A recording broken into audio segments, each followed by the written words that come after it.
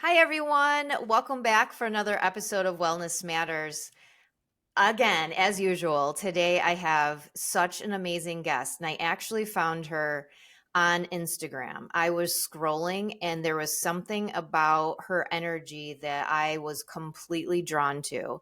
And lo and behold, as I'm like going down the rabbit hole of looking at all of her reels, I saw that she actually did a reel on that about how if somebody is feeling attracted to somebody else's energy, it's because it's a reflection of your energy coming back to you, like what your potential is and what you could bring into your world. And after I listened to that reel, I was like, absolutely, that's exactly what it is. So I, of course, had to then start following our guest for today. And if you are not following her, I highly, highly, highly suggest following her because her reels and information that she has on there is literally gems that you can use throughout your day to get through your day in a way that's more purposeful and sacred. And when you're doing that sacred part of life, I feel that your joy just automatically starts to raise and you become more aware of what is around you and gracious and grateful and all the things. So I am going to be putting our guests Instagram in my show notes, but she can actually say what it is later on in the podcast. But so for today, our guest today, her name is Talyn Fiore. She is a creator of so many things. Oh my gosh, when I say jack of all trades, listen to this. She is an actress, a screenwriter, a director, a poet, a photographer. This is what really caught my eye because I'm so obsessed with energy, but she is a Reiki master.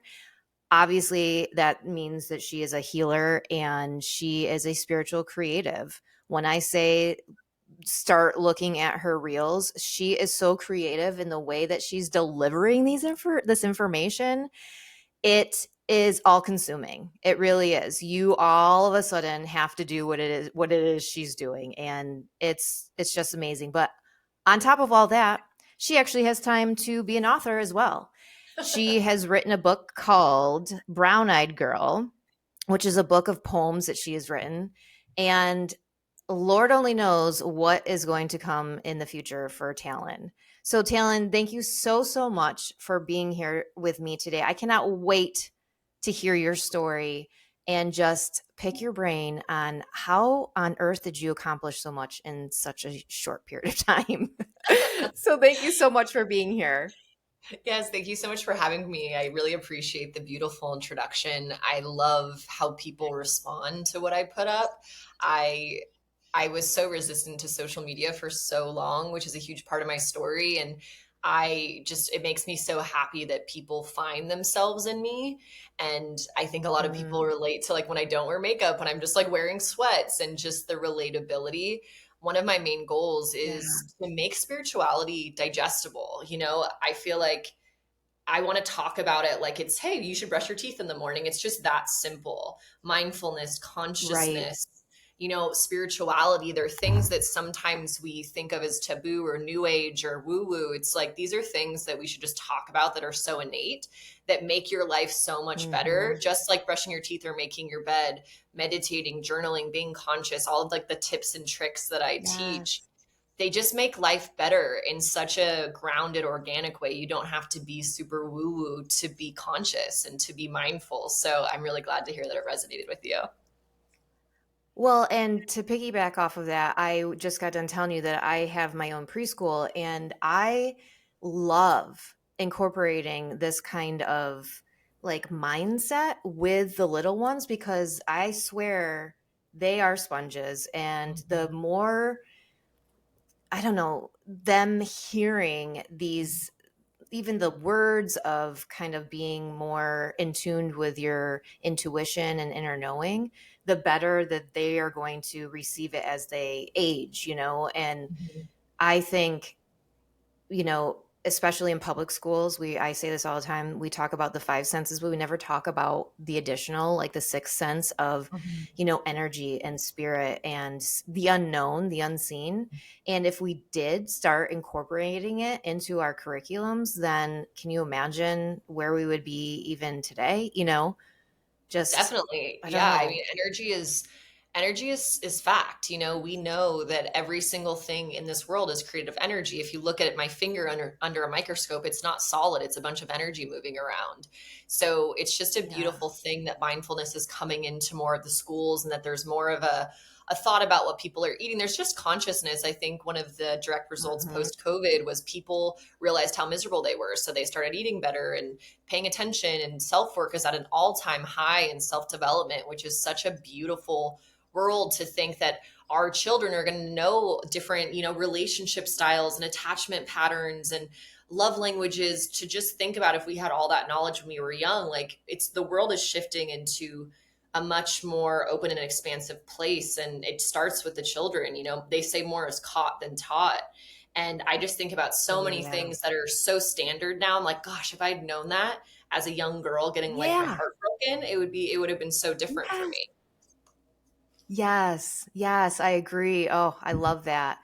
So before we start, like maybe going into some bigger, topics, could you kind of give us a background of how you got into this work? I've interviewed so many people now on this podcast, and I see obviously a type of pattern where people don't necessarily they don't come out into the world and they're just like totally spiritual. Like usually something happens to kind of catapult them into this direction, and I don't Mhm. know if something kind of did that for you. How did you get into this realm of work? Yeah, I definitely agree with you. I work with dozens of people all over the world, and there's always typically the spiritual awakening is usually brought upon something that breaks you, something that takes all of the light out of the room. So then you have to reach for the light. I think Yeah. contentment is kind of the enemy of spirituality, because if you're kind of just content with being miserable, there's no reason to reach for the light. It's like, I'm fine. But if you're really miserable or Yeah. depressed or heartbroken, you reach for the light. So for me specifically, I certainly always felt different than other people. I always felt really sensitive, really emotional, but it was something I very much masked because I had an older brother. I was raised around like a lot of sports teams, and they would always kind of, Yep. joke about how emotional girls were annoying and just silly things that young boys do. And Yeah. so I became very stoic and strong and masculine because I never wanted to be one of those weak girls, even though inside I was so Same. sensitive. Yeah, I think it happens to so Hmm. many of us. And I really went through most of my life fitting in, but kind of at the sacrifice of my peace. I would be in the really shallow kind of popular groups because I wanted to be popular and liked, but it never really felt like fulfilling. And so when I went to Yeah. college, I was very much looking forward to, okay, now I can kind of put down the mask. I can, figure out who I really am in college. That was really the goal. And 2 months into college, my father passed away suddenly out of nowhere. And it Oh. destroyed me. But I was 2 months into school, no one knew me. And so I essentially just put it in a box and I didn't touch it. And the mask I had from college, I just glued it onto my face because the thought of trying to be vulnerable and open just seemed impossible at that point.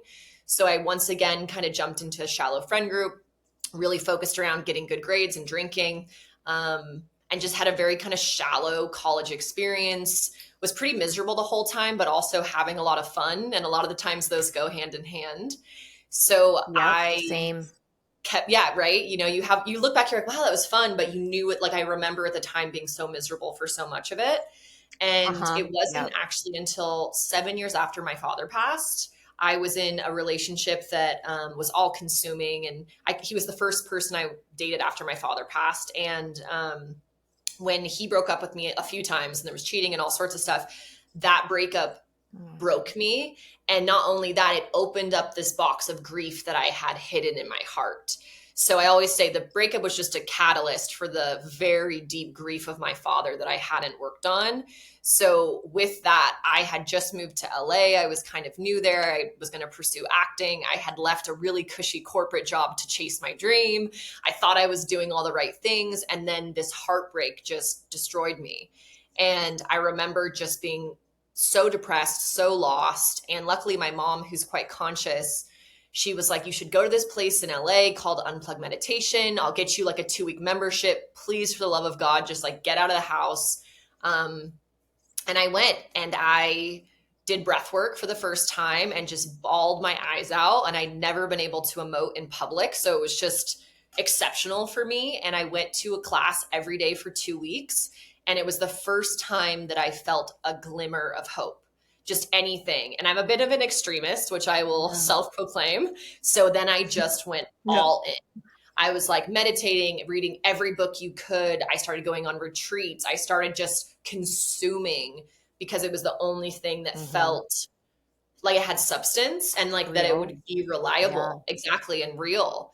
And for years, I kind of had the two pieces of myself. I had this spiritual person that I was cultivating and sitting with and doing medicine ceremonies and growing. And then I also still kind of had a little bit of the mask because it become so embedded in who I was. My closest friends knew about my spirituality, but it was never something I would have put online or like talked about openly unless I knew that person was spiritual. And so they kind of ran parallel for a while. Like I was deeply spiritual, but it was almost like a little secret. And I was also acting and waitressing and drinking and just having those kind of two live, parallel. And then ayahuasca was a really big turning point for me. I kind of say there's like me before and me after. Like that was a big reckoning of tapping into the potential of what is actually in my body, what my soul actually is beyond what I think I'm doing here. So that kind of changed the trajectory of my life, but I still had no plans on ever being a healer, ever. This was like so far away from anything I wanted. I wanted to be a famous actress. I wanted to make movies. That was like the goal. So during COVID, like it's so different. So in COVID, Opposite. Exactly the opposite.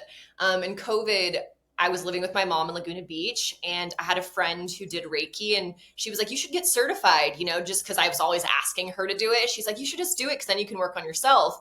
So I did it. Again, no plan to become a healer. I did level 2 right before I moved just because I was still there.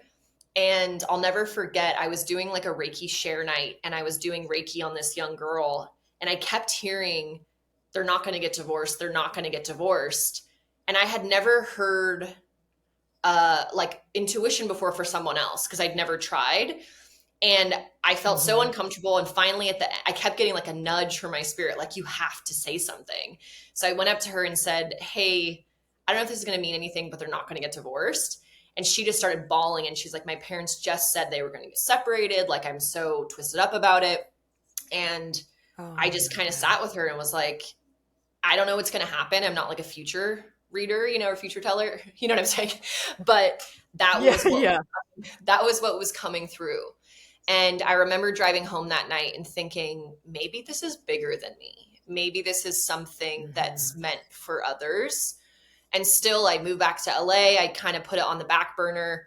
I went into producing and set design and all these different things when I moved back to LA. And I happened to move into a house that had an empty room. And so I was like, hey, do you mind if I just like paint it? And because I do interior design, like I can make it a cool meditation room for us and put up a table in case I want to do a session or something. She's like, yeah. So I just put together a little free website. I posted on my Instagram, like, hey guys, anyone wants like a Reiki session? Here, come on over. And it just blew up. And it was like, We're like talking about it like it's no big deal too. You literally just were like, hey, I'm just going to start a business in this room. Thanks. Let me start a website and I'll just, bring everybody in. That is very so kind of amazing. Like that is kind of my MO. I'm like, oh, I'll just figure this out. And referral, it grew so quickly.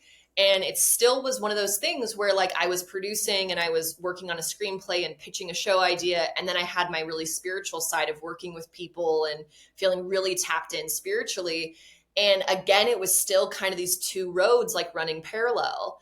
And I felt so good in the Reiki, but there was still something in me. There was this desire for so long to be in the movies that I like couldn't put it down. And so I kind of started Mm. backing away from the Reiki. And I think it was a little bit of my ego just saying like, no, that's not Yeah. sustainable. That's not like something real. And believe it or not, it wasn't until I went to a bachelorette party that was so not resonant. Like I didn't really drink that much anymore or do any of those things. And it was one of the worst weekends of my life. It like mentally destroyed me to go back into that really like Mm. catty girl energy and drinking all night. Like, and I like felt myself slip back into an old version of myself. And I came back and I was like another rock bottom and I was depressed. And I told myself, like, you have the tools now. Last time you didn't have the tools when you hit rock bottom, like start meditating, journal, reach out to a healer, like do what you need to do. And I had a session with someone who put me into a really deep hypnosis. And she said, you know, your inner child, where we were talking of doing some inner child work. And she said, she wants to know like what you're most proud of that you do, like what you do. And my conscious brain would have said, I pitched a show to Netflix and HBO, like that's so cool. But what came out of my mouth was I heal people with my hands. And my inner Oh, child was like, wow. oh my God, I knew that we were magic. I knew that we were like a fairy. I knew it. And she's like, what do you do? And I was like, I put my hands on people and I make them feel better. And she just looked at me and said, can you put your hands on me and make me feel better? And it just broke me. I That was woke up it. from that Yeah. hypnosis and was like, what am I doing? Like, this is my calling. I'm doing all these other things, trying to check these boxes and do all these different things. But if I can heal people the way that my inner child always wished that someone could help me, that is such a Yes. gift, Yeah. you know? So literally I Oh my signed up for the gosh. Reiki master immediately, did it, and then a week later I got the ping to like sell everything, leave LA, become a healer full time and move to Sedona, Arizona, and it's the rest is kind of history. It's all just blown up from there. The second that I went out, basically like the universe waited for me to go all in before it backed me. It was like you keep playing with this healer thing, Wow. you know? And once I Yes. Yeah. committed, You're going the back and universe forth. Yeah. exactly. This whole story just resonates so much with me from the idea of going back and forth because I did that for a while and kind of was in the spiritual closet, Mhm. and it just never felt good. And also being in those situations where when you're your masked self and you're trying to fit in, being in those situations now, they are so draining on me. I just can't even like stay in those situations for very long because I literally just want to curl in a ball and go to sleep. So I Mhm. totally understand like if you're in situations that aren't resonant with you, aren't in alignment with you, I feel like your energy is completely zapped. Mhm. And that was something that was really hard for me to grapple with because I'm definitely or was so like more so back in the day like a people pleaser. Okay, yes, I got to do this. I got to, they asked me, I got to do this. I'm exhausted, but I'm going to do it anyway. And that was one of the big things that I had to come to the realization of, my gosh, I'm not going to get a medal at the end of my life because I said yes the most, to everything. So Well, plus I you're can also trained to completely earn love. understand that. And Like people pleasing is trying to earn yeah, love. absolutely. Absolutely. And so again, like with you, like I had to do all this inner child work and shadow work and try to figure out why I was doing those things and um really shining that flashlight in on my dark places to see like what is causing this? Why am I doing that? And once I could really start to unravel, and I'm still working on it, I'm a work in progress for sure, but We all are. There's the never like any as soon end. as I yeah, but as soon as I started like really figuring things out, then I was like, I could stop things from happening from there on out. Like, no, I don't need to do that. And no, I'm going to choose me this time, and it's such a game changer. And then I actually am a Reiki master myself. And I was doing the same thing like you. I'm like dabbling. I'm like, this is really cool. But it's not like real life kind of stuff. So it took me a while to get all my certifications as well. And then one day there was like a switch where, I'd be working with people and all of a sudden, yeah, I was like getting messages and I was like, this is absolutely wild. And Mm-hmm. this is like one of my questions to you. Mm-hmm. I can explain Reiki in like my definition, but I guess like could you kind of explain to the listener what you believe Reiki actually is?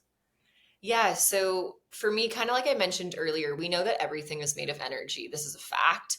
So, what Reiki is tuning into the universal flow of energy that already exists. It is the energy that makes a flower blossom, it is the energy that makes the sun rise. It is this aligned universal energy that is no Yeah. harming, all love, all light, that is for every race, every gender, every person.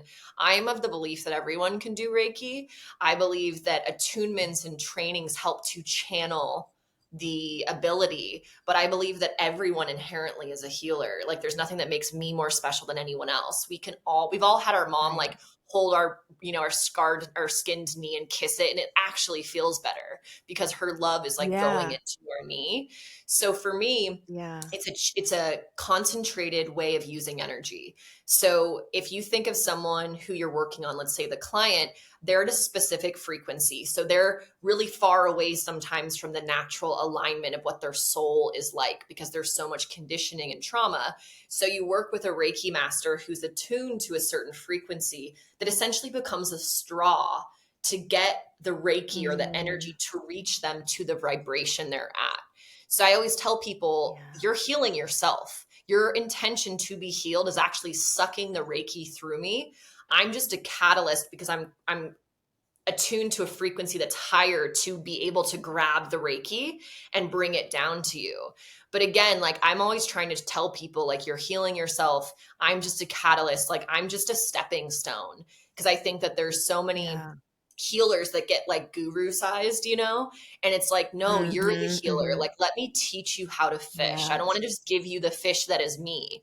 I want you to realize that you Right. can have everything that I've had.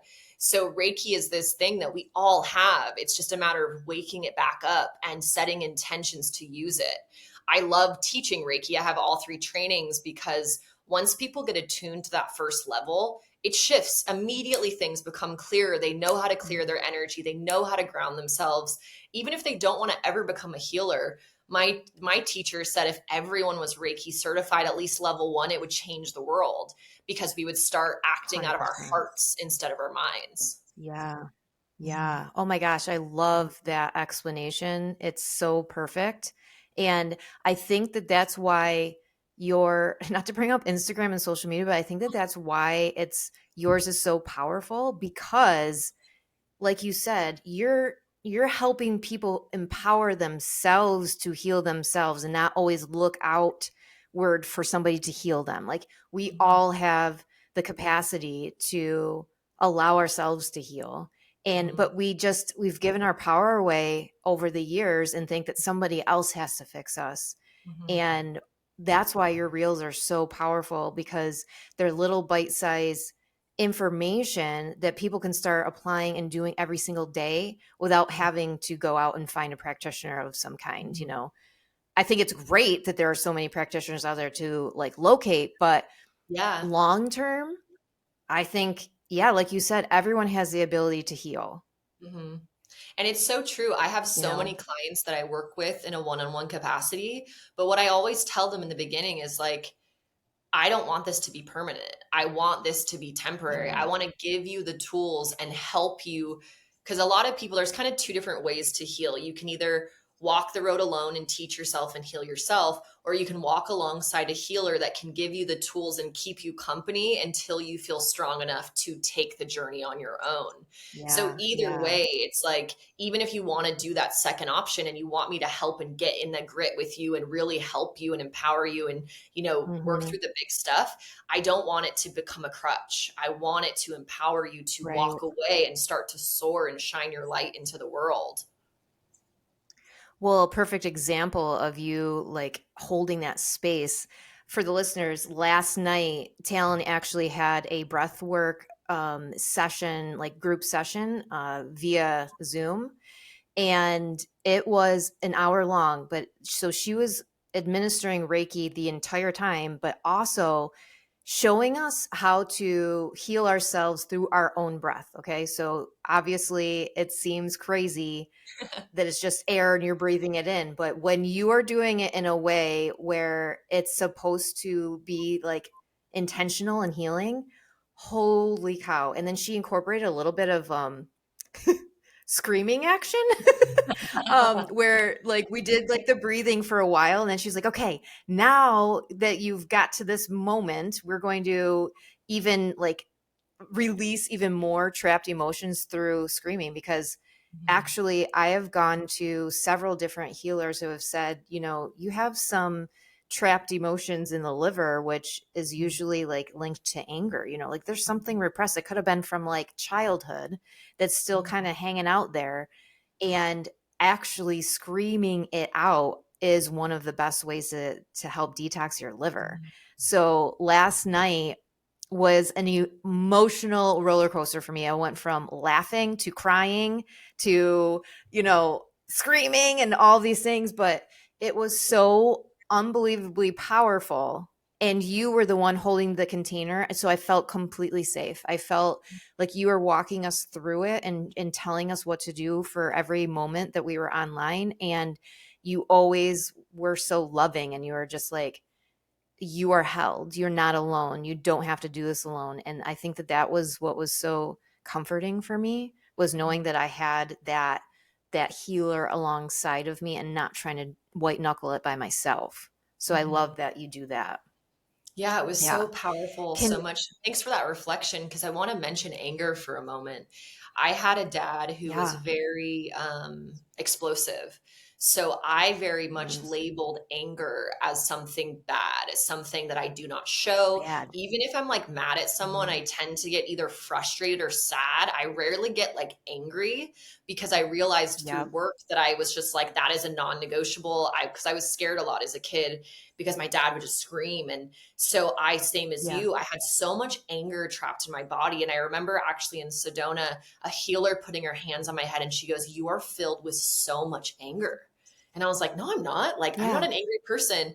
And I'm I fine. I'm actually, happy. yeah. And it just anger, I didn't relate to it. And so I actually drove an hour somewhere that day. And she goes, "Next time you're like alone, start just kind of thinking like, what am I angry about, and see what comes out." And on this hour drive, I started just being like, I'm angry about this and I'm angry at this person. And it became so violent that I was like yelling in the car. And when I got to my destination, I actually threw up. It was that real and Wow. toxic in my body. And so I started looking into anger and looking into, same as you, kind of like it can affect the liver. It can live as a poison in your body. And so I always incorporate the yelling into breath work, because as you saw, most of the people last night, besides a few, were female. And I think females even Yeah. more mask the anger. You know, it's that like Oh yeah. It's not subtle, just ladylike. exactly. And so I like to give people that space of like, let it rip. Like anything you're upset about, Yeah. resentment, anger, like let it, let it leave your body by letting it be free, because unless you express it, it just gets trapped. So it's a really, like you said, Mm, safe way where like no one's going to get harmed, and you're not going to say, you know, you're not going to have an outburst to someone and not be able to take it back. So right. I'm like, I always Right. tell people, I'm like, the yelling is my favorite part. It was so foreign to me though. Like you were just saying, it's some of these big emotions that we feel because we're human, like being angry and frustrated and upset, all these things, like crying. You don't want to be viewed as a kid. Like I had two brothers growing up, so I didn't want to be the crybaby. I didn't want Right. to be the sensitive one, you know. Right. And so I learned to stuff it down, and so I could run with the boys, you know. And um, but I think that that's just kind of universal for, you know, so many adults will be around a child and be like, "Oh, you're fine. Brush it off. You're fine." It's like, "No, I'm not." But the kid doesn't know that, you know? So there's just like so many trapped emotions in there, and it's just not something that, at least when I was growing up, it just wasn't culturally talked about, where let your feelings all the way out. If you're mad, scream into the pillow, you know, punch the punching bag, or cry your eyes out in front of people. Who cares, and Right. but it just never was really like that. And so we just learned to the uncomfortable emotions and feelings, we're going to Mhm. push those down, and we got to put on the happy face and be ladylike Mhm. and For men forget the too, fact that half of our emotions aren't showing. Would you right? And say? I was gonna say for men too, I feel like every time I go to like a park and there's a dad with their son and they like fall and the kid starts crying, it's like, don't cry, stop it, stop being a baby. Like Right. there's such a rigidness to men too. It's all children, it's Yes. just don't annoy Yes. me with your emotions. Like don't be real. And there's such a I shift right now with know. with the masculine too of them feeling, hey, I'm okay to like show emotion. So it's this beautiful shift Yeah. that's happening. But for those of us that weren't raised like that, like the kids more and more are now, we have to release these things. They can turn into cancer, they can turn Right. into all sorts of long term diseases. You have to get it out of your body. Absolutely. Did Mhm. you read the book, The Emotion Code, I by don't any think I did. chance? Becoming Supernatural by Joe Oh, that'll be Dispenza one is you like my main one. Okay, yeah.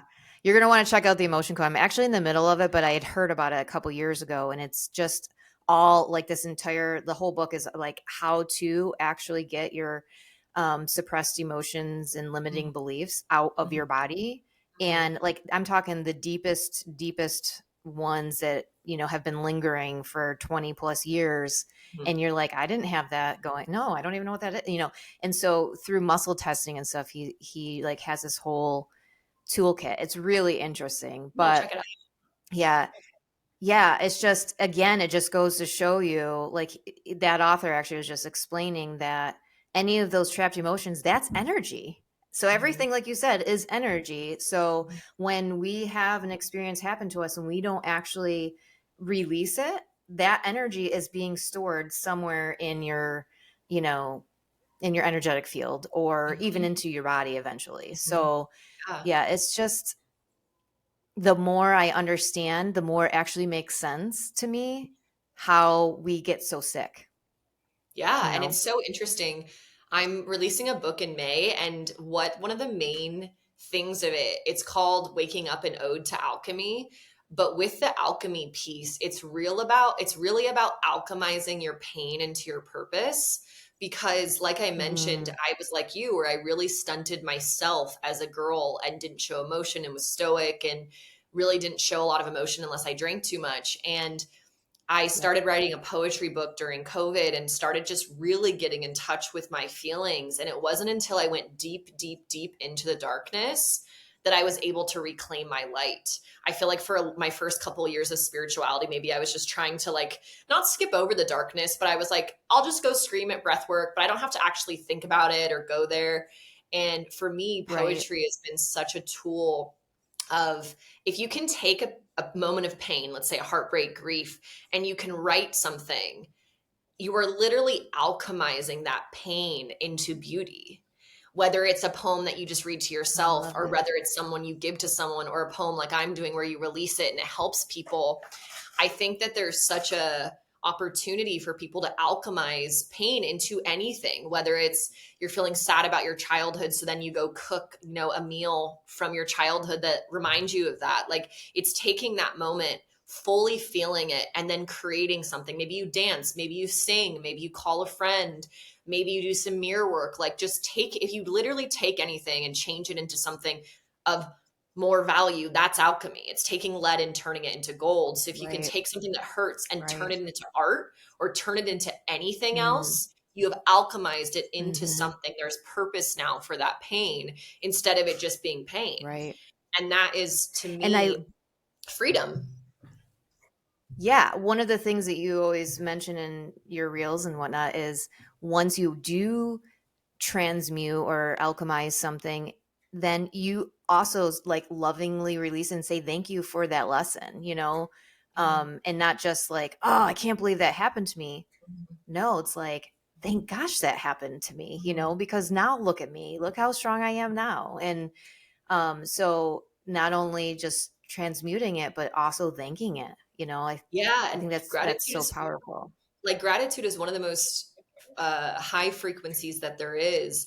And I know that maybe someone listening right now is like, there's no way I could take this really bad thing that happened. I could never think it. And Yeah. I honor that. First of all, like I would never tell someone to think something unless it was real. All I can do is share my experience with, I'm grateful my dad passed. And I can say that with a Yeah. clear heart because after years of working on it, I was in Bali by myself for a month. It was like the first time I'd travel alone. This was still pretty early on my spiritual journey.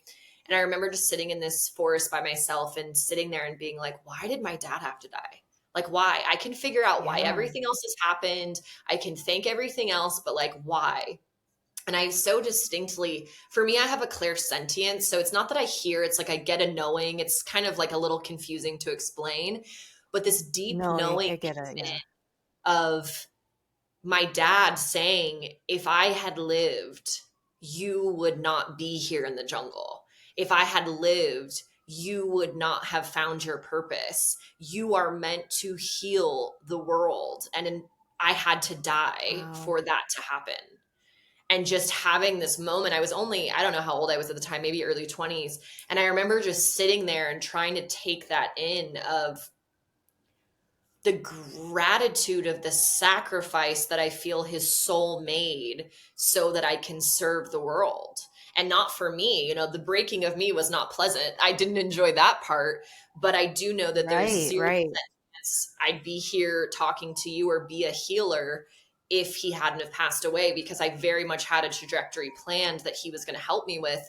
And when I think of, like, I've received, I can't even tell you, like I get thousands of messages of thank you, this video changed my life. Or even last night, Yeah. on the breath work, a lot of people just like, you've saved me. And I don't take credit for this because I realize all the things that had to happen to get me here. And so how could I, if I Right. had a magic genie right now and they said you could wish your father back, how could I possibly wish him back when I know all of the people that I've helped would no longer have me to help them? Wow. So And so in true. my Oh mind, my if I God. can alchemize that, I can alchemize anything. If I can thank that, I can thank anything. Absolutely. Are you somebody who believes in like a soul contract before coming here? Yeah. Yeah. So Mhm. my question is like, do you think that like you and your dad already kind of conspired to have this happen kind of thing?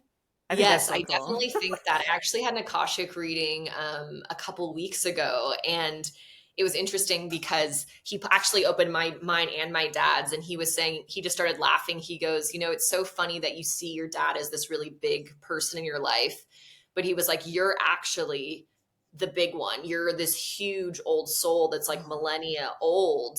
And you actually said, I want to go heal the world. Like, who will volunteer to break me so that I can? And he was like a young little soul that was like, I'll do it, I'll do it. And then he yeah. became the one. So he was like, it's so funny that, you look up at him because to him, he's looking at you. You're the one who, decided Right. that you're going to come in and you were like, I need someone to break me in half. And he was like, I'll do it, and same thing with the partner, that same partner. Like, I believe, and this is what I believe today. I always like to leave room for, I could change my mind tomorrow. I don't like when people are like kind of held Right. to things, because I definitely Right. did not believe what I believe now a few years ago. So this is how I see Mhm. it now is, that we're all heroes and villains in people's story for a reason. And maybe every lifetime, maybe it's like, hey, I'll be the villain this time, you're the hero. Like next time you're the Yeah, hero. yeah, I was just talking about this with my husband, yes. Yeah. Yeah. And it's just I love my that, and, like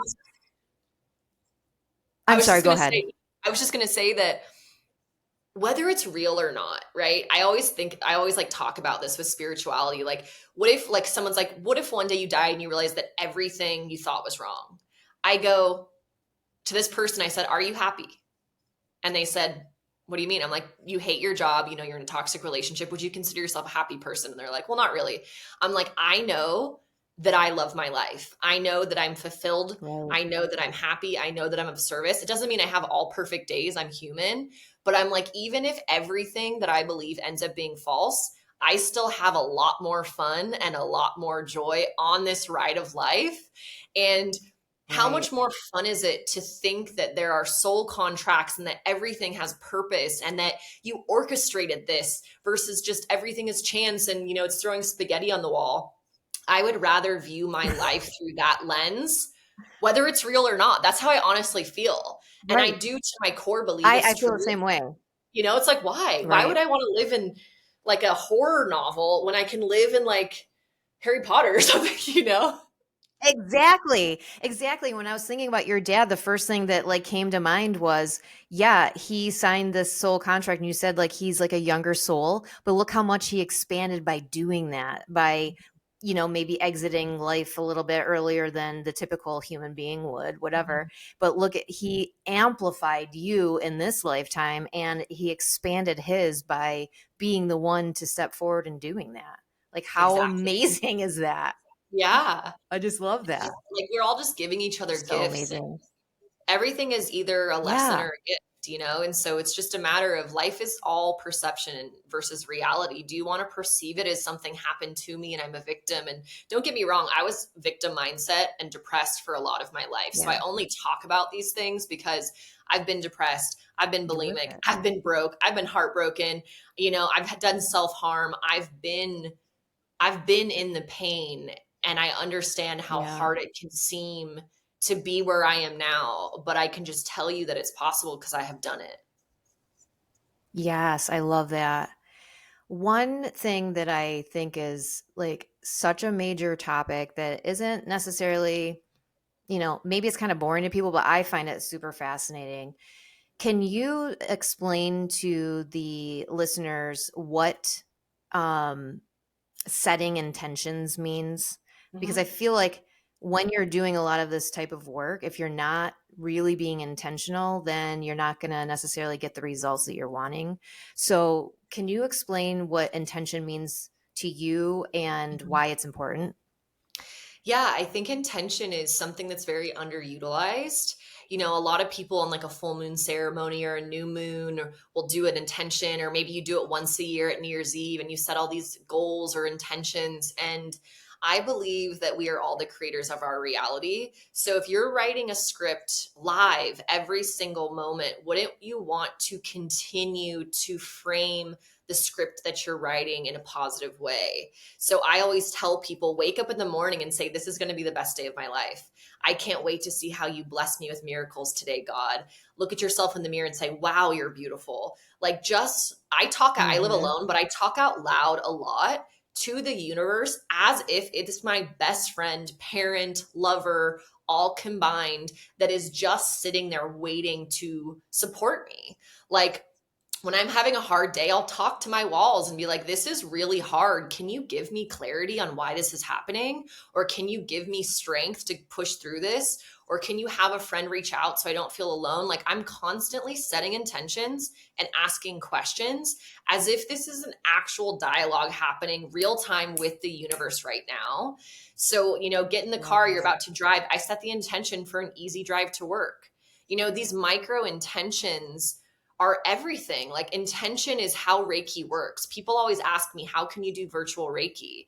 It's because energy is not limited by time and space. It's about intention. I'm in setting the intention that it will reach you. If anyone's done any of my little like quick Reikis on Instagram, you feel them. It's because I've set the Mhm. intention that anyone who interacts at any time and space will receive the Reiki. All of that is from a single intention I make. So if you see that power, Right. imagine if you're setting intentions throughout the day. Today, I'm going to have a great day. It's getting every day in every way. It's getting easier to eat healthy and get fit. There's just so many easy tools if you're setting intentions daily of the life that you want. Once you want to plant a bunch of great seeds instead of waking up and be like, oh, gosh, I'm tired and it's going to be an awful day. It's like all of that is writing the script for what your day is going to be like. Absolutely. Absolutely. And would you say like by setting intentions, that's magnifying like I mean everybody especially in the spiritual world talks about manifestation. So would you say that that's kind of like setting the stage to like cultivate what you're calling in, and Yeah. like make like helping manifest, your the life that you want?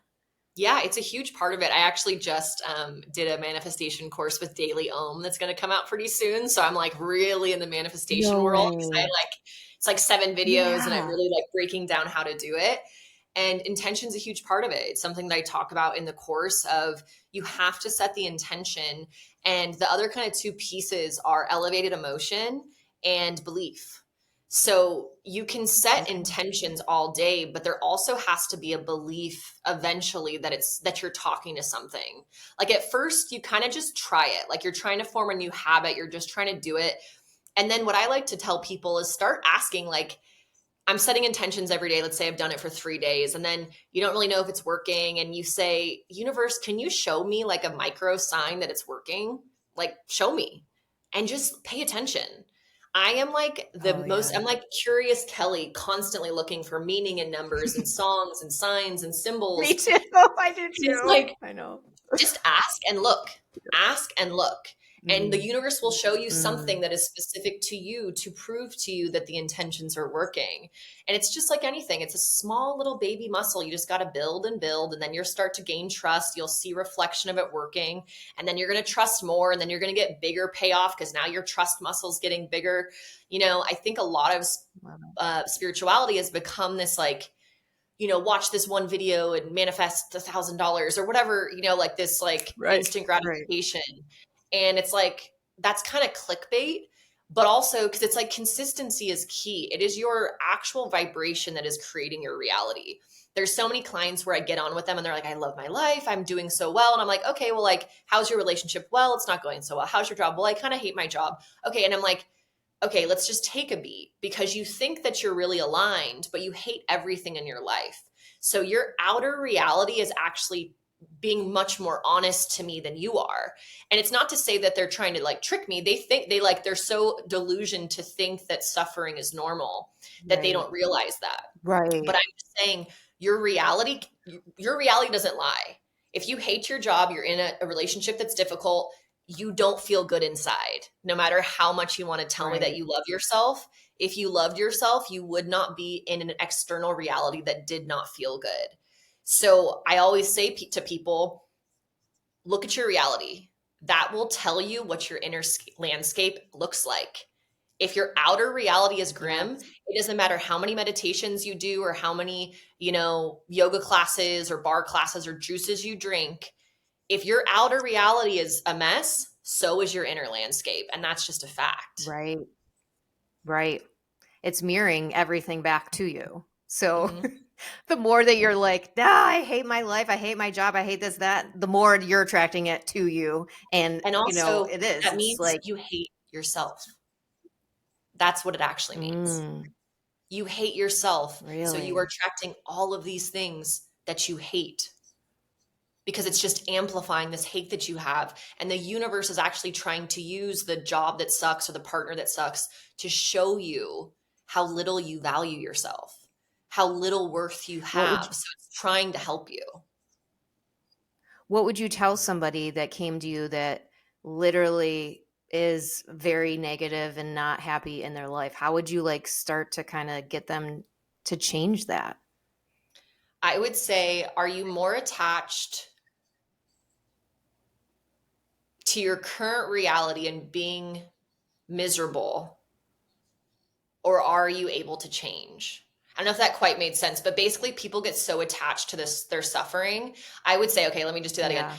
I would say you have to want the change more than you want to blame the world for being wrong.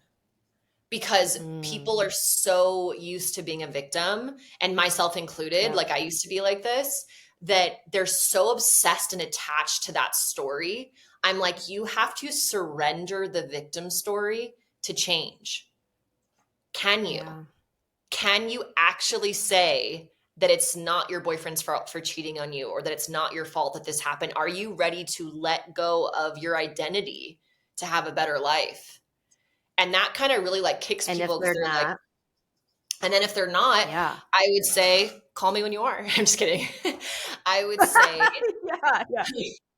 because the thing is that people have to want to change. We've all been in that one Yeah. relationship where everyone's like, you have to break up with him. And like you do in 3 years. And you're like, wow, what was I doing for 3 years?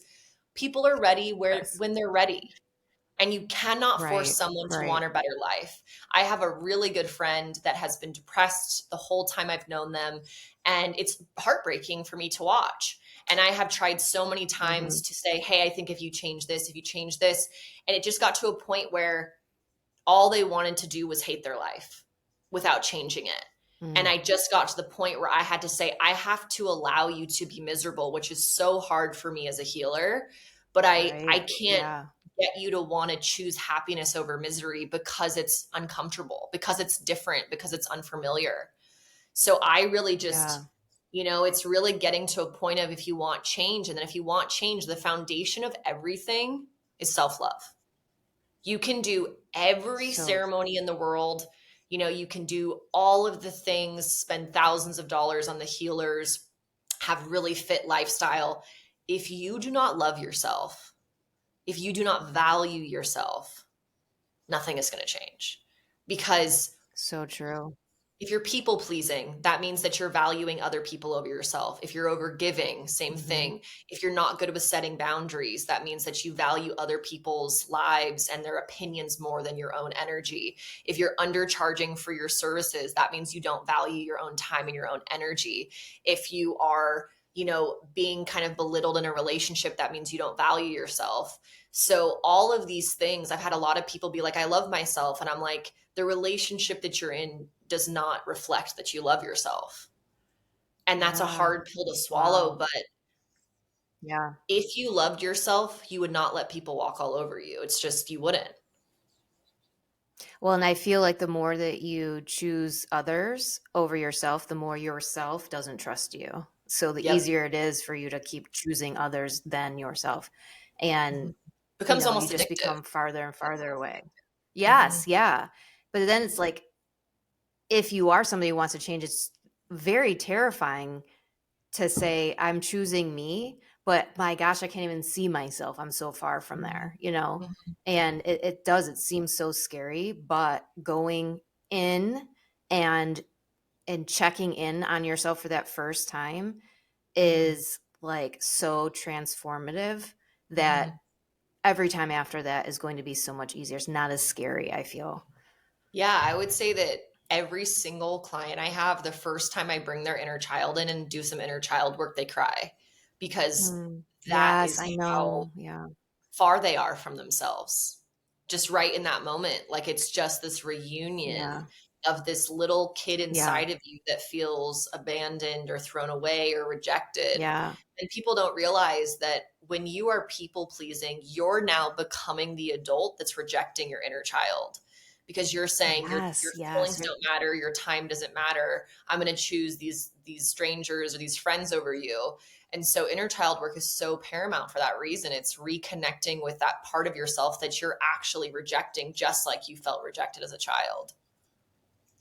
Correct. I know. I just led a full moon circle for the first time on Sunday, and I think there was like 12 of us. And when I was going into the visualization, I think almost everybody was crying, and it was all inner child stuff. It was like when they got done, they're like, I can't thank you enough because I haven't seen that little girl in Mhm. 20 years, you know? Right. Mhm. And the remembrance that comes through, especially the first time, like you said, doing inner child work, it is almost devastating thinking, how did I leave you behind? You know, how did I turn my back to you? And then once you realize you don't have to keep living that way, then the Mhm. connection forges even stronger. Oh my God, that's when I feel like so much movement and healing can come forward. At least for Yeah, and me, like it did anyway. and we get so upset at our parents for rejecting us or not loving us correctly or doing what we thought is, good parenting, yet we do the same Yeah. things to ourselves every single Yeah. day. Yeah. So it's like, let's Absolutely. shift the blame away from them and the past and look at what we can do now. Like welcome that child, love that child that lives inside of you right now. Stop rejecting them so they stop living in this illusion Yes. that everyone's going to reject them. Yes. Oh, I love that. My last main question I want to ask you is on like frequency and, well, vibration. And, you hear people say, you got to raise your vibration. Can you Right. explain why somebody, like what that means and why somebody would want to do that? And what are some ways that somebody can actually raise their vibration? Yeah, I mean, there's tons of ways. The reason that you want to do it is because your vibration creates your reality. Like attracts like. So where you Mm. are, that is what you're going to attract. So if you believe that you're deserving and you believe that life is remarkable, that's the type of life that you're going to attract. And if you believe the Mm. opposite, that's the type of life you're going to attract. So Yeah, vibration and yeah, frequency is everything. It's kind of like what I was saying when someone says they're really aligned, but then their whole life is a mess. I can see yeah, where their yeah. their vibrations actually at. And so it's so important for that reason. And the ways to raise it are everything we've been talking about. It's self-love, it's inner child work, it is going out to nature and walking without your headphones on and connecting back into the earth's rhythm. It is paying attention to Mm. what you put in your body, whether that's food or substances or sex, just being really conscious of this is my one body in this lifetime. It's a temple. How am I treating it? It is paying attention to your inner dialogue. How do you speak to yourself? Would you speak to someone else that way? It is, being active to treat your body well. It is traveling to enjoy life. It is being in a job that you like. It is every single thing that you do. It's almost like a currency. Anything you invest in yourself raises your vibration. And it's not that it's like, I don't really like to Mm. think of like higher or lower. They're just different. It's not, everything is neutral. We label things as like good or bad. Everything is just neutral. Right. Everyone's vibration is different. So if you want to choose a different vibration, you have to choose different actions. That's the only way to get it there. You Mm. can't just go to one session and think So this true. guru is going to change your vibration forever. It's in the day-to-day actions. That's where your life Yeah. changes. Hmm. I think one of the things for me that changed the most was actually doing like group work with people, signing up for things, reading book upon book, but Yes. listening to podcasts and that stuff takes money. And so I know a lot of people think I'm not going to invest in that because I don't have the money or I don't want to spend the money. And when you look at it that way, then automatically like it's you're not going to be like increasing your vibration or whatever. But like when Because I'm once signing again, up you're for a saying, class, by not paying, you're saying, I'm not worth anything. I'm not worth investing yeah, I'm in. not worth anything. I'm not choosing me. So a lot of times when I'm saying, "Oh, you should sign up for this, or you should, check this out," whatever, and the person's like, "I'm not going to spend any money on that," you know what I mean, on myself, and it's like, but if you went into it with the mindset of money is only energy, it's only it's neutral, like you said. If I put the money in towards it, I will make more money next week, and I'm investing in myself, and go in with that mentality. Now you are so magnetic because and you're going to have the best time in the class, and all that worrying and angst for nothing, and you're bettering yourself. I mean, it just It's like that's a whole like switch for if you think people. about it, if you had a new business, it wouldn't get off the ground unless you invested in it. So self work, self Yeah, development, at the same time, you are so investing true. money into the person that you are becoming. You are the most valuable investment that you could ever make. Yes, We spend so much money yes. on food and on pleasure and on clothes and all these things. You are stuck with yourself for the rest of your life. It should be your number one priority to invest in yourself. Yes, absolutely. I know we got to wrap things up here, but Talyn has one announcement she wants to make on the podcast. So, what was that big announcement you wanted to make, Talyn? Yes, so the book that I mentioned earlier, Waking Up in Ode to Alchemy, is coming out on May 21st, and it is Mm. my soul, like in book form. I am so proud of this creation. It has taken years to get it together, and like I mentioned earlier, it is poems, it is photographs, it is graphics. The whole first half, the whole book is black and white, and the first half is all black. Mm. So it's all about like you have to go through the darkness, and then the second half is all Yes. light. And so I really want people to really like use the book as, oh my gosh, this poem just made me feel a certain way. Let me put this down and go alchemize whatever it made me feel into something, whether that is writing a poem or dancing or singing or calling that person that made you feel that way or writing a letter to yourself or cooking. I want it to really help people move through their emotions, like write in it, draw in it, I don't care. And one of my favorite parts about it is I did the audiobook with this incredible musician in LA. And so the Audible book is actually going to be available on Spotify. So once you get the book, you Wow. scan the QR code and you actually listen to it with music as you read it. And the people that have experienced it have just been blown away because music is so powerful. So it kind of almost turns Mm, into like an audiobook, but then there's visual, and it really just takes your imagination. It's very experiential. And some people respond better to music. Some people are visual. Like I wanted to work with everyone so everyone could receive it. You know, whether you're blind or whether you're deaf, there's a way to receive it. yeah. And yeah, Yeah. it's this piece of, art really that I am really excited about, and it's going to be available on vinyl just because I'm obsessed with vinyl. So I was like, I have to just do that too. So it's this Yeah. child that I have been just nurturing for years, and my first book that you mentioned, Brown Eyed Girl, I really rushed that for my 30th birthday, and Mm, it's a whole story, but I hit so many roadblocks and I just pushed through them. And then I eventually hit like a yeah. huge roadblock. And with this book, I allowed divine timing to bring me to the book designer and the musician. And I just allowed it to unfold. And I feel like a mama that is like giving birth. Like I'm so proud of her. And I also Yeah. believe that she's like an entity that once I release her, she is going to heal so much, but I'm going to also take a step back and like let her do her thing. Because for my Mm. last book, Brown Eyed Girl, I had people that would buy it and they'd leave it on their side table and they'd almost use it as like an oracle deck every day to ask a question and see which poem was going to be there. Oh, that's And cool. so Yeah. I want people to feel it and use it. And I did infuse the entire book and songs with Reiki. So you're going to be receiving healing as you're reading it. Like, I'm just really excited. It's like, it's very kind of out of the box. No one's really Wow. done something like this. And I'm just so excited. I Yeah, I was gonna say put it this out is there. like the book of the century. So can people pre-order it already on Amazon? Because I'm gonna do it right now. So the link that I sent you is for my launch page. It is pending right now. It should be like up Okay, in like a week or two.